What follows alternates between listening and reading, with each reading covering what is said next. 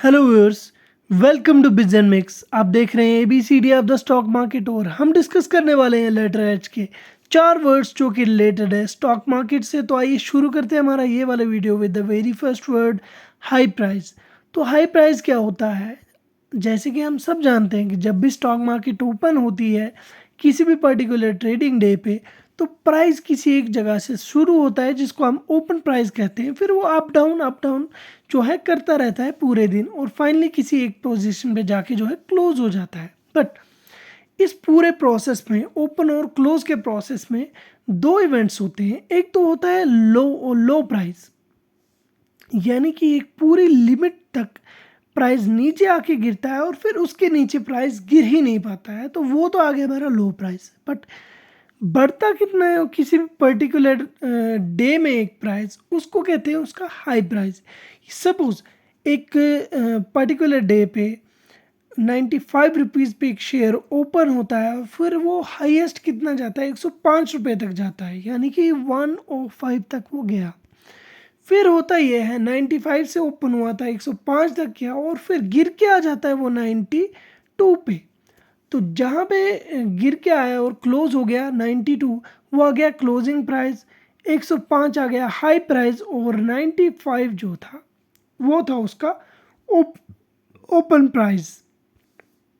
Next हमारा word है hybrid fund.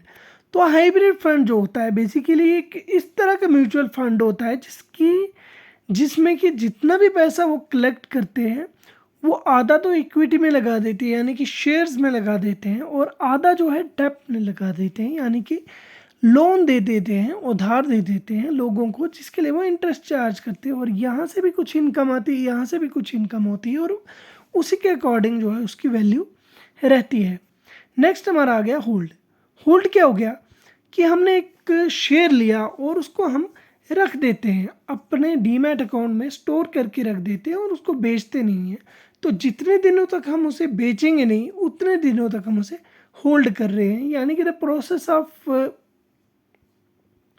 Keeping stock in your portfolio और in your demat account is called holding और hold करना। Next हमारा आ गया हेजिंग। तो हेजिंग जो है एक काफ़ी अपने आप में एक डीप कंसेप्ट है, बट हम इसको शॉर्ट में समझने की कोशिश करेंगे।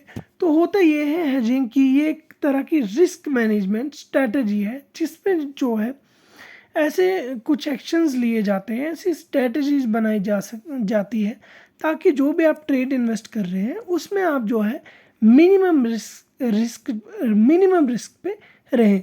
यानी कि अगर आप कोई शेयर खरीद रहे हैं तो आप पूरा उसका रिसर्च करके एक ऐसी स्ट्रेटजी बिल्ड करेंगे कि उसका जो रिस्क है उसको मिनिमाइज़ किया जा सके। अगर आपका लॉस होता भी है तो कम से कम लॉस हो, ज़्यादा लॉस जो हैवी लॉस हो सकता था उससे आप बच सके।